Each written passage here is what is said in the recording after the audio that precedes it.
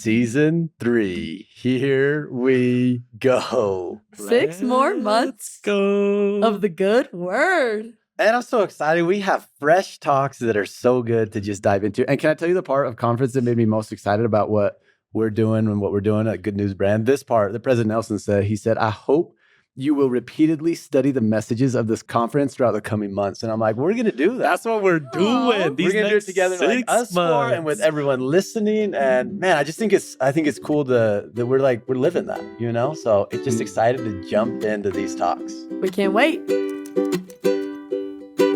Welcome to This is Kingdom. This is Grace. This is Talon. This is TJ. This is Hollis.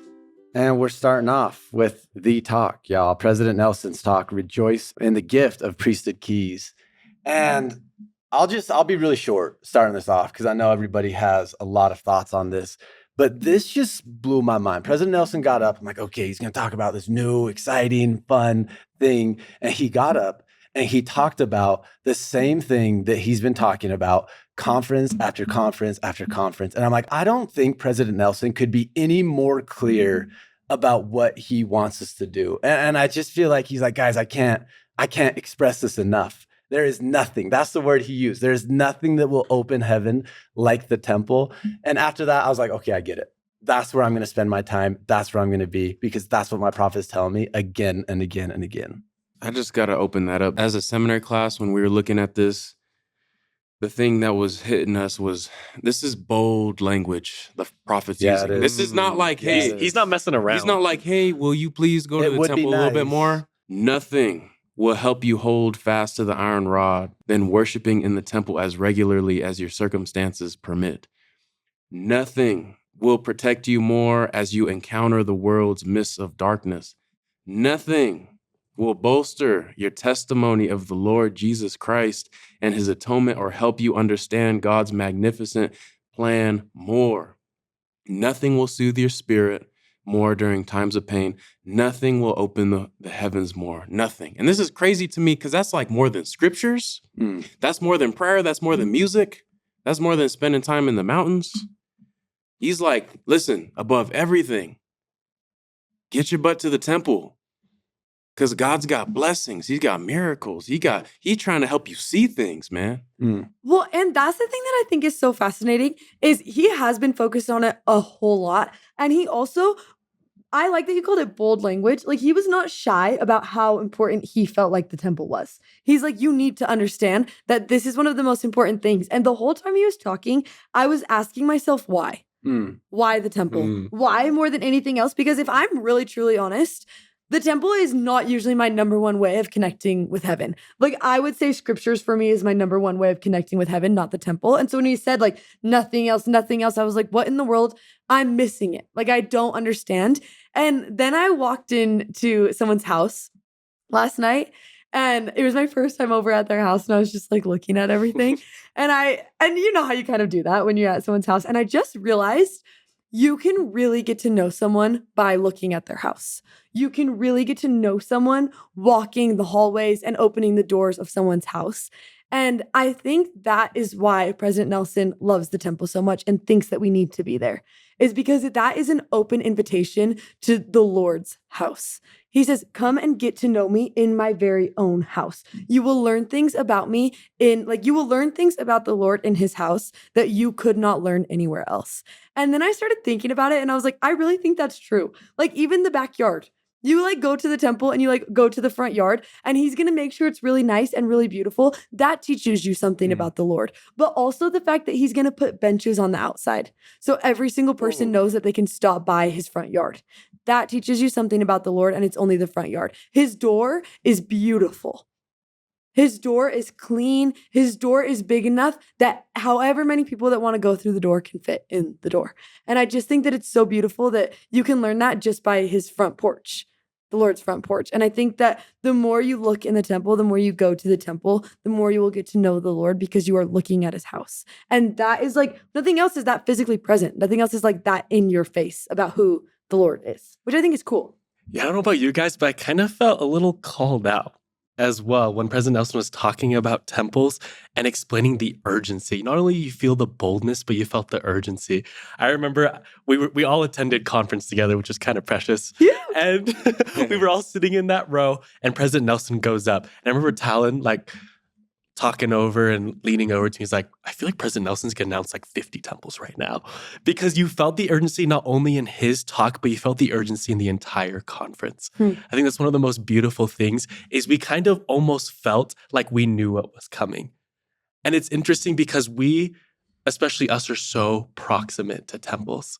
And it almost was a call out to me. It's like, how am I placing temples in my priorities right now? Because it was not my number one priority. And I felt like I really need to humble myself and shift my priorities where the temple, I needed to place that more as my number one than rather just a side thing because they're so proximate to us and they're right there. And we're always seeking and wanting these blessings when they're right there. And sometimes I feel like it's these shout outs, it's these promptings, it's these call outs that really help motivate us to shift our priorities, especially after his talk. Okay, but what does that look like for you guys actually? Because that is I think personally, that's a very individual experience, your relationship with the temple. And I think that's something that probably based on this talk, a lot of us are trying to figure out, even me.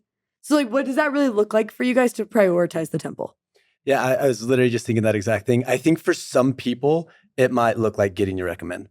And it might look like going through the process of talking to your bishop and cleaning up whatever it takes so you can get in his house because it's worth it. It's so worth the process. For some people, you might have your recommend and it might look like just going with consistency, just showing up again and again and again. And that might be your next step. For me, what I was thinking, I feel like I've been seeing this in his talk so much of go to the temple. I made a decision for myself, right? I want to be there every single week. Listening to this talk, though, it made me realize I don't want to go just to go. I don't want to go through the motions. I want to go and be so crazy intentional.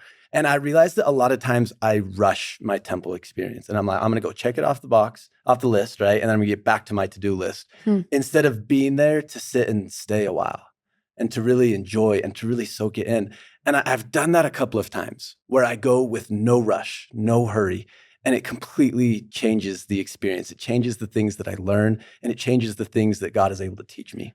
Well, and I love that you said you just want to go and sit and stay a while. Yeah. Because when you think about your best friend's house, it's not that fun to just like go rush in and drop something off and then like head out. Like that's the worst kind of experience. Low level bonding. Yes. But if you have a best friend and you show up at their house and you stay there for 6 hours and you're just talking on the couch all night and then you're like having the best conversation while you're eating cereal at the kitchen table, you're not thinking about what time you have to leave. You're not thinking about what you're going to do after you leave your friend's house. You are just thinking about your friend. And I love that you said that you can just sit and stay a while at the temple. You can just bond with Jesus in the temple. You can sit there and have this moment with him that you couldn't have anywhere else. That's so beautiful, Tal. I was texting my dad the other day because I've been thinking about this, and I know that my dad is really good at going regularly. He's always been a great example of that. And so I just text him. It's funny because I was at the gym. I text him at 5:20 a.m. How's your temple attendance? Is it every Friday? Because I'm not trying to flex, but he goes every week. He strives to go every week. And I didn't want to share specifics because I don't think people listening in here should like hear talents and be like, oh, I need to do that. Because what does he say? He says, as circumstances permit. That's between you and God. You got to figure out your schedule. Cool clarification. TJ. I love that. But the reason I text him at the gym, because I know that one of the best times for me to go is going to be in the morning during my gym time, which is hard. That's big. TJ sacrificing the gym time. You know what I'm saying? Dang. But I felt called out, and like Hollis said, and I wanted to, and so I text my dad, and he gave some really cool pointers. He said, physically put it in the calendar so there's a level of commitment at first to get you going. I think that's a great idea, right? Plan it in. I love how you can plan ahead now, right? I think that was mainly during COVID. Is that when it came about? Yeah. But now I like it because you can't. Some temples you could just pull up, but I got to be honest, I just show up every time. And every time they're like, did you make an appointment? Can you do that at Orem though? I forgot. Can you do that at Orem I don't think you can anymore. I do it every single time. I just feel like I do it every time too. I'm not saying you should do that. I'm sweet talker, bro. I totally tell who everyone is based on that. Hollis and TJ are like, no, you have to have an appointment. Me and Tal are with like, a lot of people, because I you don't two make are appointments. sweet talkers. I know y'all persuading the temple ladies and everything. You know what I'm saying? You'd be like, just let me in. I'm like, I'm so sorry. I just really need the spirit right now. But the other pointer he said is kind of cute how he said it. He said have a temple buddy. And I think that's a great idea too. That's so true. One of my favorite things is seeing like my seminary students. I have this group of boys and they go almost every week on a certain day together. For that. So I love those 2 pointers. Just Grace asking, what does it look like? Number 1, I think scheduling it in. Number 2, maybe having a temple buddy. I think with scheduling it in too, I know this was repeated in conference and it really stuck with me. I think they said something along the lines of the better your preparation for the temple, the better experience. I think there was a whole talk about that. I think there was a whole talk about that. I forget who said it, but I love that. It made me think of you saying to make an appointment, because when you think of like a date with like a girl or a guy and you got a date Friday night and someone's like, hey, one of your buddies like, hey, you want to play like 2K, NBA 2K Friday? And it's like, no, sorry, I got a date. And I'm like, am I treating God like that? Like, am I setting an appointment with him and like, okay, next week I'm going to the temple and that is my time with him. And that is an appointment. That is something I'm going to treasure and keep and hold as a priority. And I don't know if I've been treating it like that. And I want to do so much better in preparing to go to the temple. Be like, okay, I'm going to plan the temple out this Friday and this Saturday, and nothing else will take that time because God is that important to me. The temple is that important to me. And I want to better my preparation because I feel like it's been like, let's go today around 3 and hopefully they let me in, right? But it's like, no, I want to better my preparation so my experience will be better. I was really adding us on that one, Grace. But Grace. Oh yeah, I'm talking to you too. If you're going on a date, at least I do this. Maybe not everyone does this. I think about things I want to talk about. I'm like, oh, I want to ask him this, or I want to tell him this. It's like, I'm gonna take some notes, for the temple, Like that's so sweet. Like with God to think this is what I want to talk to him about. It's kind of funny because today, if I'm being really honest, has been such a terrible day for me. And we weren't planning on recording today. Like it just like this morning, we were like, hey, let's record today. And the longer the day went on, the absolute worse that it got all day. And driving here, I was like, oh my gosh, I better listen to that talk. I hadn't had time before. And so I was listening to it. And I was like, oh my gosh, why the temple? Like, what is it about the temple? And I have been kind of in like having a terrible day mindset, obviously, because it's been a tough one. And I was just driving and I just remembered this experience that I had that I didn't even remember, but it was at another also really, really, really hard time in my life. And I was really, really struggling. And it was right after I had gone through the temple for the first time. And I was back there and I was just sitting there. And it was kind of one of those moments that I didn't really have anything else to do that day, and except for just simply time. And so I said, well, I might as well just sit for a second. And I was sitting in the temple and I was just kind of going through all the things that were weighing on my heart. And I was just feeling so alone and so hurt while I was in the temple and so afraid.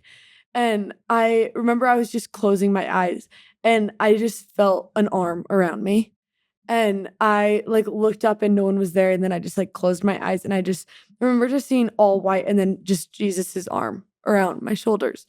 The part of this talk that I just remember so much is when he talks about the Kirtland Temple and he says that you like, what does he say? Jesus is going to he'll manifest himself unto you in mercy. Yeah, he'll manifest himself unto you in mercy. And that's why I want to go to the temple, is because I want him next to me and I want his arms around me. And if that's where I have to go to feel him, then that's where I'm going to be, because I want that more than anything in the whole world. Guys, join the prophet, join us in making the temple a priority in your life, whether that means getting back there, whether that means going more, or whether that means preparing more, being more intentional. There's nothing, in the words of President Nelson, that will bless your life more, and I believe that with my whole heart. I love to see the temple.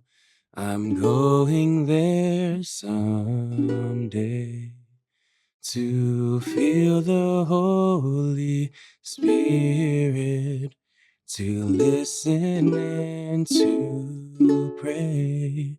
For the temple is a house of God, a place of love and beauty. I'll prepare myself while I am young. This is my sacred duty. See you next week.